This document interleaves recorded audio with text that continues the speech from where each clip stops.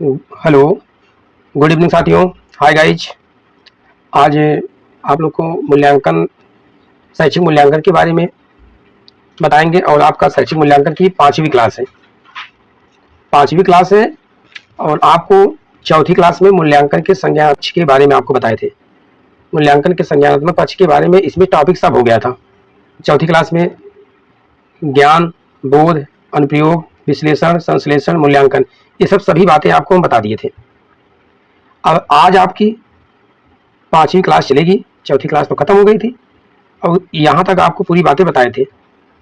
5वीं क्लास के बारे में आज का टॉपिक है मूल्यांकन का भावात्मक पक्ष।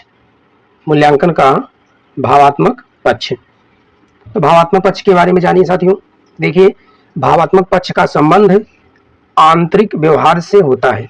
यह मनुष्य के व्यक्तित्व का एक महत्वपूर्ण क्या है, पक्ष है। ज्ञान प्राप्त करने की प्रक्रिया में बच्चों की रुचि, ज्ञान प्राप्त करने की प्रक्रिया में बच्चों की क्या होती है, रुचि व मनोवृत्ति का विशेष योग रहता है। इस विषय में किसी शिक्षा शास्त्री का विचार है कि बच्चे के व्यवहार का भावात्मक पक्ष उसकी रुचियों, संवेग तथा मनोवृत्तियों से संबंधित होता है। यह इम्पॉर्टेंट है। इम्पॉर्टेंट इसलिए है, अगर भावात्मक पक्ष के बारे में किसी भी शिक्षा शास्त्री के डिफिनेशन के बारे में आप लिखना चाहेंगे तो बहुत ही सरल शब्दों में यह डिफिनेशन है कि बच्चों के व्यवहार का भावात्मक पक्ष उसकी रुचि, संवेग तथा मनोवृत्ति से संबंधित होता है। आगे चलिए। जब बच्चे के अंदर किसी नई रुचि का उदय होता है, जब बच्चे के अंदर किसी नई रुचि का क्या होता है, उदय होता है। उदय मतलब विकास होता है। अथवा उसके सीखने की प्रवृत्ति के साथ प्रिय एवं अप्रिय भाव दृष्टिगोचर होते हैं, तो यह परिवर्तन उसके भावात्मक पक्ष से माना जाएगा। मनोवृत्तियों का पूरा मनोवैज्ञानिक आधार भावात्मक होता है। इसके निम्न वर्ग हैं। भावात्मक पक्ष के कितने वर्ग? निम्न वर्ग हैं। तो भावात्मक पक्ष के जो निम्न वर्ग हैं, इसमें देखिए, पहला है ग्रहण करना। क्या है? ग्रहण करना या ध्यान देना। ठीक है, अटेंशन। देखिए, पहले में क्या है, अभिज्ञा। दूसरे में क्या है, ग्रहण करने की इच्छा। तीसरे में क्या है, नियंत्रित या चयनित अवधान। ठीक है, ग्रहण करने में, ध्यान देने में आपका 3 पॉइंट है। 3 पॉइंट में अभिज्ञा, ग्रहण करने की इच्छा, नियंत्रित एवं चयनित अवधान। दूसरा पॉइंट है अनुक्रिया। अनुक्रिया में देखिए क्या है, अनुगमन। पहला पॉइंट है क्या है, अनुगमन। दूसरा पॉइंट है उत्तर देने की इच्छा। तीसरा पॉइंट है अनुक्रिया में तृप्ति। तीसरा पॉइंट है मूल्य को आंकना। मूल्य आंकना, मूल्य का आंकना मतलब उसका मूल्यांकन करेंगे कि कितना उसमें सुधार हुआ है, कितना नहीं, कितना ग्रहण कर लिया है, इसके बारे में। तो पहला इसमें है, इसका सब क्लास है कि मूल्य को ग्रहण करना। दूसरा है मूल्य के लिए वरीयता। तीसरा क्या है, वचनबद्धता। चौथा पॉइंट है साथियों संगठन।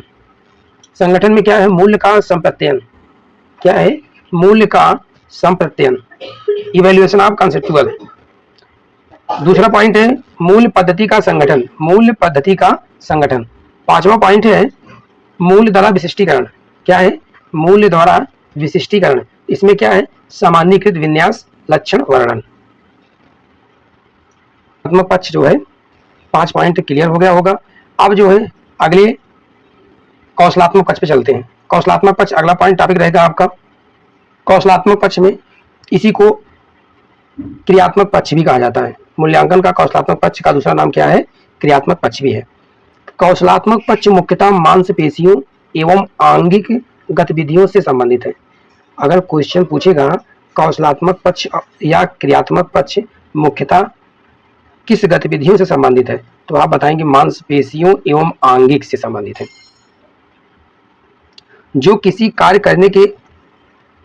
के करने में शरीर के अंगों के दक्षतापूर्ण कुशल संचालन के भाव को लेकर है। इसमें बच्चे के अंदर शारीरिक श्रम के प्रति भावात्मक प्रेम का मूल्यांकन किया जाता है। प्रत्येक व्यक्ति के अंदर कुछ विशिष्ट योग्यताएं होती हैं। हर पर्सन के अंदर कुछ न कुछ स्पेशल कैरेक्टर या कुछ न कुछ एलिजिबिलिटी होती है। सेम एलिजिबिलिटी किसी के अंदर नहीं पाई जाती है। हर पर्सन में भिन्न होती है। तो एज एग्जाम्पल के तौर पर जैसे क्या है, यांत्रिक योग्यता, कुछ लोग यंत्रवत होते हैं, उनमें यांत्रिक योग्यता पाई जाती है। कुछ लोग संगीतात्मक होते हैं, संगीतात्मक का मतलब कुछ लोग गाने बजाने में, इसमें जो है उनकी योग्यता बहुत अच्छी होती है। कुछ लोग तार्किक तर्कशीलता, वैज्ञानिक तर्कशीलता में भी मेच्योर होते हैं, एलिजिबिलिटी रखते हैं। चौथा पॉइंट है कलात्मक योग्यता, कुछ लोग कलाओं में क्या होते हैं, दक्ष या परिपूर्ण होते हैं। क्या होते हैं, दक्ष या परिपूर्ण होते हैं। ठीक है साथियों, अब देखिए इसके अंतर्गत, कौशलात्मक पक्ष के अंतर्गत मन, क्या क्या, मन, इंद्रियों एवं मांसपेशियों का प्रयोग होता है। इसमें मन और इंद्रियों के समन्वय का कार्य किया जाता है।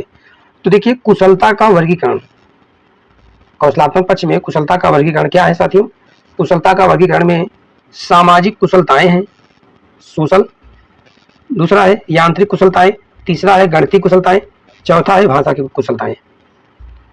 सामाजिक कुशलताओं में जो समाज के प्रति जो एकदम एकाग्रचित होकर कुशल होते हैं, व्यवहार के बहुत धनी होते हैं, वो सामाजिक कुशलताएं हैं। यांत्रिक कुशलताएं जो किसी यंत्र के बारे में बहुत अच्छे से उनको ज्ञान रहता है, वो यंत्रवत रहते हैं, तो यांत्रिक कुशलताएं हैं। गणितीय कुशलताएं जो तर्क वितर्क में करने में बहुत ही माहिर होते हैं, वो क्या होते हैं, गणितीय कुशलताएं। भाषा की कुशलताएं जो भाषा में परिपूर्ण और निपुण होते हैं, दक्ष होते हैं, उनकी भाषा की कुशलताएं कहलाती हैं। फिर इसी में साथियों किसी शारीरिक श्रम पर आधारित कार्य को कुशलता पूर्वक करने के भाव की स्थापना व श्रम के प्रति निष्ठा भाव का मूल्यांकन करना कौशलात्मक पक्ष का मूल्यांकन कहलाता है। अब देखिए कौशलात्मक पक्ष का मूल्यांकन क्या है, फिर से एक बार देख लीजिए साथियों। इसमें क्या है, किसी शारीरिक श्रम पर आधारित कार्य को कुशलता पूर्वक करने के भाव की स्थापना व श्रम के प्रति निष्ठा भाव का मूल्यांकन करना कौशलात्मक पक्ष का मूल्यांकन कहलाता है। ठीक है साथियों, इसके बाद कौशलात्मक या क्रियात्मक पक्ष के मूल्यांकन निम्न अवयवों को सम्मिलित किया जाता है, जिसमें बच्चे के व्यवहार में परिवर्तन अपेक्षित होता है। बच्चे के बिहेवियर में अगर हम परिवर्तन करेंगे तो सबसे ही वह कुशल माना जाता है। ठीक है, जैसे इसमें पहला पॉइंट है उत्तेजना। क्या है, उत्तेजना, इससे कार्य के प्रति उत्तेजना लाई जाती है। बच्चों में कार्य के प्रति क्या होती है, उत्तेजना लाई जाती है, उनको मोटिवेशन करके उत्तेजना दी जाती है, तो बच्चे कार्य में क्या करते हैं, परिवर्तन अपेक्षित कर लेते हैं। ठीक है, दूसरा पॉइंट है क्रियान्वयन। क्रियान्वयन में क्या है, उत्तेजना के आधार पर बच्चे गत्यात्मक क्रिया संपादित करते हैं, बिना किसी क्रियान्वयन के मूल्यांकन नहीं किया जा सकता है। बिना किसी क्रियान्वयन के मूल्यांकन नहीं किया जा सकता है, क्रियान्वयन में है। तीसरा पॉइंट है नियंत्रण। नियंत्रण में क्या है साथियों, नियंत्रण द्वारा बच्चा अपनी क्रिया को साधता है। बच्चों के अंदर असीम क्षमता होती है, जिसका नियंत्रण पूर्ण प्रयोग करके सफलता को प्राप्त कर सकता है। अगला पॉइंट है समायोजन। क्या है, समायोजन। समायोजन में साथियों देखिए, समायोजन में अनेक क्रियाओं पर नियंत्रण के आधार पर उनके मध्य समायोजन लाया जाता है। शिक्षा समाज में समायोजन करने की प्रक्रिया है। शिक्षा क्या है, एजुकेशन, सोशल में समायोजन करने की क्या है, एक प्रक्रिया है। ठीक है साथियों, पांचवा पॉइंट है स्वाभाविकरण। स्वाभाविकरण में क्या है, बच्चे अपने सामान्य कामकाज, अध्ययन प्रक्रिया, अधिगम, गति व समायोजन के प्रति स्वाभाविक मनोस्थिति में है और कार्य है। तो इस अवधारणा का मापन किया जा सकता है। इस अवधारणा का क्या किया जा सकता है, मापन के बाद प्राप्त अंतरों की पूर्ति हेतु वांछित मूल्यांकन किया जाता है। छठा पॉइंट है आदत व व्यवहार। किसी के हैबिचुअल क्या समस्या है, इसके बारे में। तो बच्चों की आदतें क्या है, हैबिट।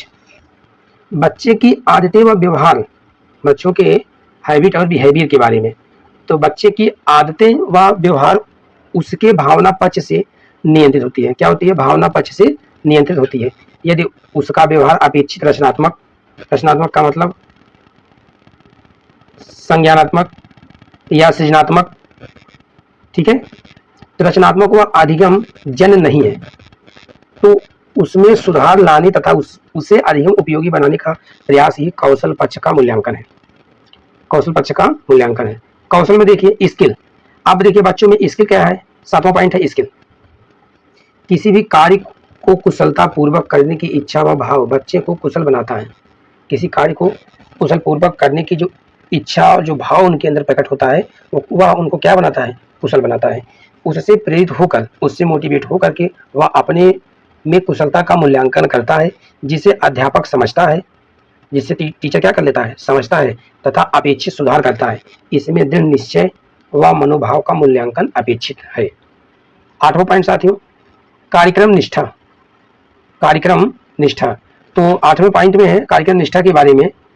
देखिए बच्चे के अंदर शारीरिक श्रम के प्रति प्रेम निष्ठा का भाव भरकर उसे प्रेरित किया जाए तो वह कौशलात्मक पक्ष का मूल्यांकन कहलाता है।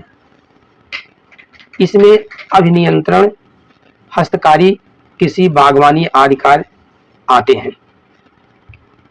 कार्यक्रम में निष्ठा, ईमानदारी, जो काम के प्रति जो है बहुत प्रेम पूर्वक लगन से जो बच्चे अपने अंदर के भाव से प्रेरित हो करके किसी कार्य में प्रेम पूर्वक निष्ठा भाव से करने का प्रयास करते हैं, वह कौशलात्मक पक्ष का मूल्यांकन कहलाता है।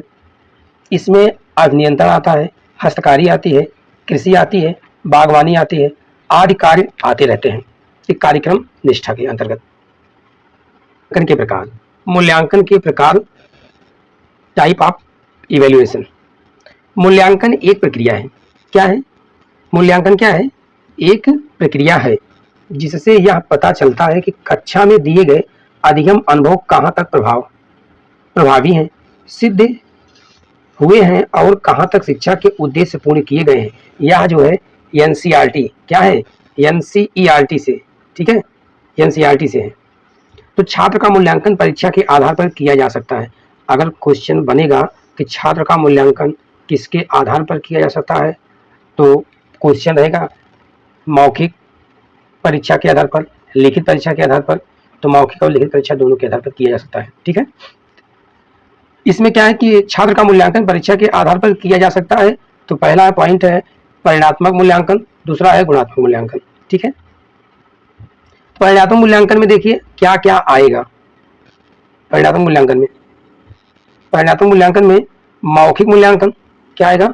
मौखिक मूल्यांकन, ओरल, ठीक है, एग्जामिनेशन, जो मौखिक परीक्षा होती है।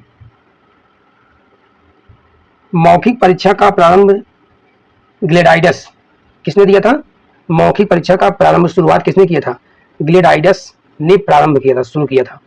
और इसे सुकरात ने भी महत्वपूर्ण स्थान दिया है। सुकरात महोदय ने ओरल को, मौखिक परीक्षा को बहुत ही महत्वपूर्ण स्थान दिया है। यह प्रविधि, यह क्या है? प्रविधि मुख्यतः व्यक्ति होती है। इसमें छात्र से मौखिक रूप से प्रश्न करके उसके ज्ञान अभिव्यक्ति की क्षमता और उसके आत्मविश्वास को परखा जाता है। ओरल जो एग्जामिनेशन होता है, इसमें यह पता किया जाता है छात्र से उसका अभिव्यक्ति क्या है, उसकी क्षमता कितनी है, उसका आत्मविश्वास क्या है। इसको परखने के लिए ओरल एग्जामिनेशन करवाया जाता है। ओरल एग्जामिनेशन साथियों आप लोग जानते होंगे, बच्चों का जब एडमिशन होता है प्ले ग्रुप में, तो उसमें क्या होता है, जब रिटर्न वो टेस्ट नहीं दे पाता है तो ओरली उनका एग्जामिनेशन ले लिया जाता है। मौखिक किसी के फलों के नाम पूछ करके या जानवरों के नाम पूछ करके या ABCD या काउंटिंग उनसे सुन करके पूछ करके या किसी का टेबल एक आध का, दो का, तो इस प्रकार से मौखिक उनका परीक्षा लिया जाता है और उनका दाखिला एडमिशन कर लिया जाता है उस विद्यालय में जिस विद्यालय में वह जो है मौखिक परीक्षा दे रहे हैं। इसमें क्या है, मौखिक प्रश्न पूछते समय कुछ बातों का विशेष ध्यान रखा जाना चाहिए। जो टीचर मौखिक क्वेश्चन कर रहा है बच्चे से, उनको बहुत विशेष बातों का क्या करना चाहिए, ध्यान रखना चाहिए। लंबे उत्तर वाले प्रश्नों को नहीं पूछना चाहिए, पहला कंडीशन, क्योंकि छोटे बच्चे हैं, बहुत ज़्यादा लंबे प्रश्न जो है नहीं बता पाएंगे, तो लंबे उत्तर वाले प्रश्नों को नहीं पूछना चाहिए। दूसरा है कि प्रश्न में द्व्यर्थी शब्दों का प्रयोग करने से बचना चाहिए। कोई प्रश्न अगर आप उनसे पूछे तो उनसे द्व्यर्थी शब्दों का प्रयोग करने से क्या होना चाहिए, बचना चाहिए। छात्रों द्वारा उत्तर देते समय बीच में टोकना नहीं चाहिए। अगर कोई स्टूडेंट ओरली कुछ उत्तर दे रहा है तो उनको कदापि नहीं टोकना चाहिए, बिल्कुल नहीं। अगर उनको आप बीच में टोक देते हैं तो बच्चे के अंदर हताशा और निराशा की भावना उत्पन्न हो जाती है। वो सोचता है कि हो सकता है कि मैं गलत बता रहा हूँ, या हो सकता है मैं अपने आप को प्रेजेंट नहीं कर पा रहा हूँ सामने वाले के साथ। तो इस प्रकार से उनको बीच में नहीं टोकना चाहिए, बाद में संशोधन करना चाहिए। बाद में जैसे कोई बच्चा कुछ चीज़ के बारे में बता दिया तो उसके बाद में बताना चाहिए कि इस तरीके से आपको यह कमी थी, इसको सुधारना है इस शब्दावली में। तो अनेक प्रकार के संशोधन बाद में करवाने चाहिए, जो संशोधन हो सकते हैं उनके बताए गए उत्तरों में, लेकिन बीच में कदापि नहीं टोकना है। अगला पॉइंट है, लंबी शब्दावली वाले प्रश्नों से बचना चाहिए। जो बड़े बड़े शब्दावली वाले प्रश्न होते हैं उससे क्या है, हमको लंबी शब्दावली वाले प्रश्नों से क्या है, बचना चाहिए। अब देखिए, मौखिक परीक्षा आपकी खत्म हो गई। मौखिक परीक्षा किसके अंतर्गत आती है, तो परिणात्मक मूल्यांकन के अंतर्गत। परिणात्मक मूल्यांकन में मौखिक खत्म हुआ, अब आता है लिखित परीक्षा, रिटन एग्जामिनेशन। रिटन एग्जामिनेशन में क्या है साथियों, क्या है, वर्तमान समय में लिखित परीक्षाओं के माध्यम से मूल्यांकन का प्रचलन अधिक है।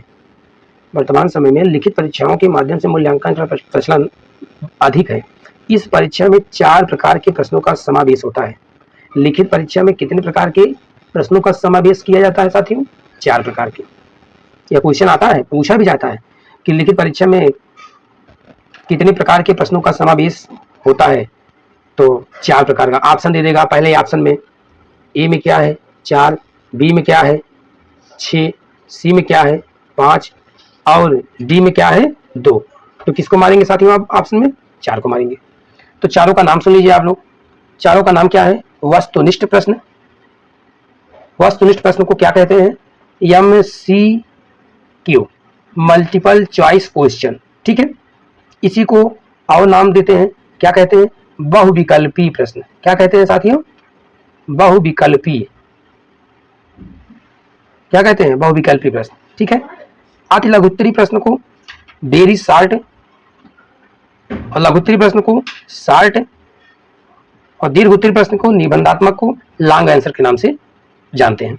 तो यह जो है आपका 4 प्रकार का प्रश्न लिखित परीक्षा में पूछा जाता है, ठीक है साथियों।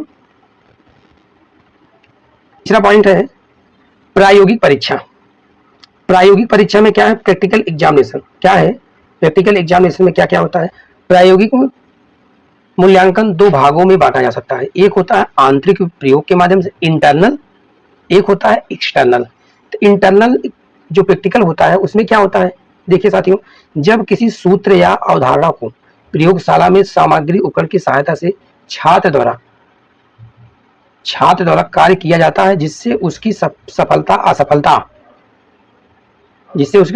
असफलता का पता चलता है। जिसे आंतरिक प्रयोग में क्या बताया आपको भी साथियों, मैं इसमें यही बताए हैं कि जब किसी सूत्र या कॉन्सेप्ट, फार्मूला या कॉन्सेप्ट का प्रयोगशाला में, लैब में सामग्री उपकरण की सहायता से छात्र के द्वारा कार्य किया जाता है, उसकी सफलता और असफलता का पता लग जाता है।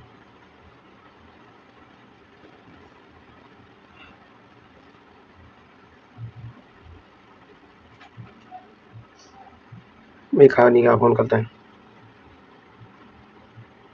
अरे यार ये रिकॉर्ड। सफलता और असफलता से मूल्यांकन किया जाता है, इसे आंतरिक मूल्यांकन क्या कहते हैं, आंतरिक मूल्यांकन कहते हैं। यह प्रायः विज्ञान विषय में किया जाता है। आंतरिक मूल्यांकन प्रायः विज्ञान विषय में किया जाता है। जैसे विज्ञान विषय में आपको पता होगा कि फिजिक्स में क्या है, फिजिक्स में 30 नंबर का प्रैक्टिकल होता है, केमिस्ट्री में भी 30 नंबर का प्रैक्टिकल होता है, बायो में भी होता है 30 नंबर का प्रैक्टिकल। तो इसलिए कहा गया कि यह प्रायः विज्ञान विषय में किया जाता है। 30 नंबर का प्रैक्टिकल होता है, बाकी 70 नंबर का थ्योरी होता है। अब देखिए साथियों, बाह्य प्रयोग आपको बताए थे इंटरनल और एक्सटर्नल। तो इंटरनल हो गया है, अब क्या है एक्सटर्नल। एक्सटर्नल में क्या है साथियों, इस प्रकार के मूल्यांकन को छात्र के जीवन से जोड़कर ज्ञान सिद्धांत को व्यवहार रूप में परिवर्तित करने को कहा जाता है। व्यवहार रूप में परिवर्तित करने को कहा जाता है। कुछ दूरी दौड़ना, जैसे एग्जाम्पल में क्या है, कुछ दूरी तक क्या करना है, दौड़ना। सत्य बोलना, चित्र बनाना, मिट्टी का कार्य करना। ठीक है, यह मूल्यांकन शारीरिक शिक्षा, गृह विज्ञान, कला, नैतिक शिक्षा, कृषि विज्ञान आदि विषयों में किया जाता है। कहने का मतलब होता है कि एक्सटर्नल जो होता है बाह्य मूल्यांकन होता है, बाह्य प्रैक्टिकल होता है, बाहरी होता है। ठीक है, बाहरी जो शरीर की गतिविधियों के द्वारा किया जाता है।